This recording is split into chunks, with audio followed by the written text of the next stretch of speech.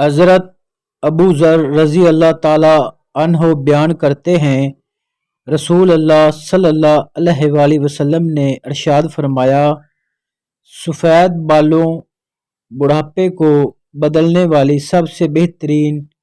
چیز مہندی اور وسمہ ہے۔ حضرت ابن عباس رضی اللہ تعالی عنہ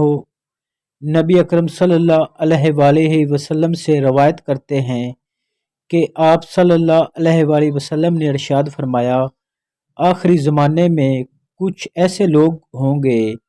جو اس سیاہی سے کبوتروں کے سینوں کی طرح خضاب کریں گے، وہ جنت کی خوشبو بھی نہیں پائیں گے۔